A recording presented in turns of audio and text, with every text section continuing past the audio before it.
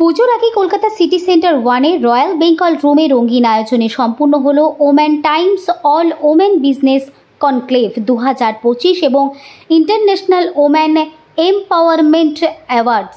নারী উদ্যোক্তা ও নেতৃত্বের সাফল্যকে সম্মান জানানো এবং নতুন প্রজন্মকে উৎসাহ করার ছিল মূল উদ্দেশ্য। অনুষ্ঠানের অন্যতম আকর্ষণ ছিল স্পেশাল চাইল্ডদের অংশগ্রহণে আয়োজিত হৃদয়স্পর্শী র্যাম্প শো। আয়োজক ও ওমেন টাইমসের সহ প্রতিষ্ঠাতা মুনমুন চক্রবর্তী জানিয়েছেন, আগামীকাল এই শিশুদের হাতেই পুজোর নতুন জামা কাপড় তুলে দেওয়া হবে।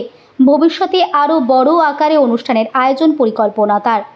ব্যবসা থেকে সমাজসেবা, বিভিন্ন ক্ষেত্রে নারীদের অবদানকে স্বীকৃতি দিয়ে শেষ হয় এই প্রাণবন্ত আয়োজন, যেখানে উপস্থিত ছিলেন বহু বিশিষ্ট ব্যক্তিত্বরা। নিয়ে এটা মানে অভিরূপ খুব সুন্দর একটা প্রোগ্রাম করে, যার জন্য আমি এই প্রোগ্রামে ডাকলে আমি আসি। আমার অন্য কাজগুলো চলে আসি, বিকজ ইটস ভেরি ইম্পর্টেন্ট।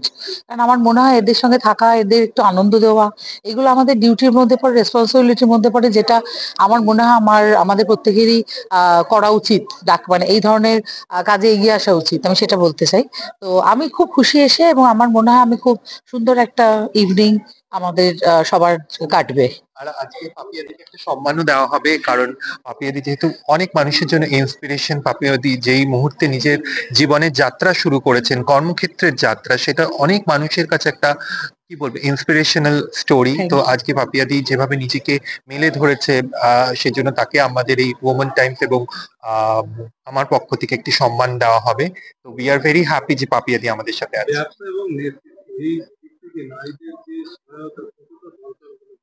ব্যবসা নেতৃত্ব সবটাই আসে যদি সেই নারী সাবলীল হওয়ার মন থেকে সংকল্প নেন। কারণ নারী যদি মন থেকে চান যে আমি সাবলীল হব এবং সাফল্যমণ্ডিত হব, তাকে কেউ আটকাতে পারে না। সমাজের কোনো বাধা বিপত্তি তাকে আটকাতে পারে না। কিন্তু নারী যদি নিজের অন্তরে নিহিত তার যে শক্তিটাকে না যদি অনুভব করতে পারে, কারণ পার্বতীও একসময় নিজের অন্তরে নিহিত শক্তি অনুভব করায় সে মহাকালী হয়। তাছাড়াও নিজেকে তিনি দুর্বল ভাবতেন, কিন্তু যখন তিনি নিজের অন্তর্নিহিত শক্তিটা জানতে পারেন, তখনই কিন্তু তিনি মহাকালী রূপী সমস্ত জগৎ সংসারকে উদ্ধার করতে পেরেছেন। সেই জন্য নারীর যে অন্তরে নিহিত শক্তি এবং তার যে কর্মদক্ষতা, কর্মক্ষমতা, বিভিন্ন ক্ষেত্রে, কেউ রান্না করতে ভালো পারেন, কেউ পড়াতে ভালো পারেন, প্রত্যেকের মধ্যে কিছু না কিছু গুণাবলী থাকে। সেই গুণাবলীটাকে রেকগনাইজ নিজেকেই করতে হবে এবং সেটা এগিয়ে আসতে হবে। আশেপাশের মানুষ হয়তো হাত ছেড়ে দিতে পারে বা তাকে টেনে ধরতে পারে, সেই বাঁধন ছেড়ে তাকে এগিয়ে যেতে হবে। তারই নারী ব্যবসা, নেতৃত্ব সবকিছুতেই তিনি সাফল্যমণ্ডিত করবে। আমাদের দেশ এক সময় আমাদের দেশ চালিয়েছেন হচ্ছে আমাদের একজন মহিলা প্রধানমন্ত্রী, আমাদের আজকে রাষ্ট্রপতি একজন মহিলা, আমাদের আজকে স্টেটের একজন মুখ্যমন্ত্রী মহিলা। তো নারীরা তো অনেক জায়গায় নেতৃত্ব দিচ্ছে। তাদের ভেতরের স্কিলটাকে তাদের নিজেদেরকে অনুভব করতে হবে এবং সেই অনুভূতিটাকে নিয়ে তাদেরকে এগিয়ে চলতে হবে।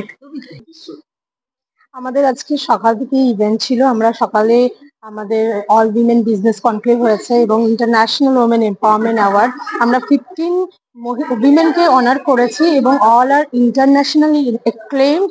এবং আমরা এখন যেটা করছি, ফ্যাশন অ্যাচিভার্স অ্যাওয়ার্ড। অনেক ফ্যাশন ইন্ডাস্ট্রি থেকে তারকারা আজকে আসছেন, তাদেরকে সম্মানিত করা হবে। রিচা দি আছেন আমাদের সাথে অভিষেক দা আছেন, অভিষেক রয়, এবং আরো অনেকেই আছেন আমাদের সাথে। আর আমরা স্পেশালি এদের বাচ্চাদের নিয়ে একটা র্যাম্প ওয়াক করাচ্ছি, ওদের পাশে দাঁড়াচ্ছি, ওদেরকে পুজো জামা কাপড় দিচ্ছে। আগামীকাল সেটা হবে।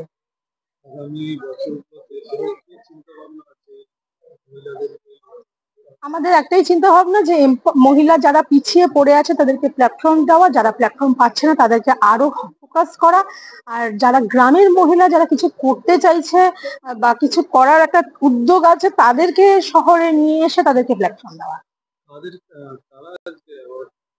আজকে পাচ্ছে জায়া মিশ্রা, আজকে পাচ্ছে সুজেন মন্তোষ, আজকে পাচ্ছে অভিষেক রয়।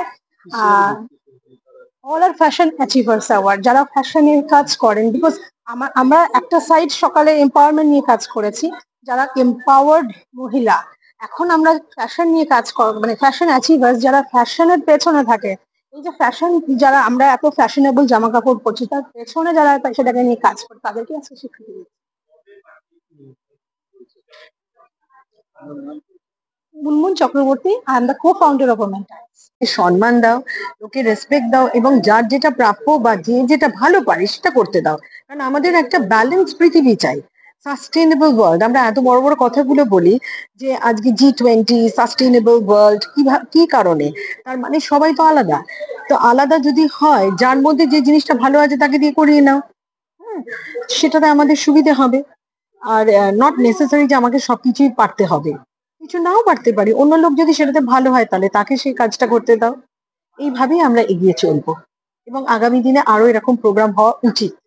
এবং এখানে গভর্নমেন্টের লোকেদের থাকারও খুব প্রয়োজন আছে। পলিসি ড্রিভেন হলে ভালো হয়, কিন্তু বলবো যে পলিসি ড্রিভেন যদি নাও হয়, ধরুন গভর্নমেন্টের হলো না, কিন্তু নিজেদের কোম্পানিতে প্রাইভেট অর্গানাইজেশন তারা কিন্তু অনেক কিছু চেঞ্জেস আনতে পারে এবং সেটা কিন্তু একটা এক্সাম্পল হয়ে কিন্তু লোকেরা শিখে নেবে।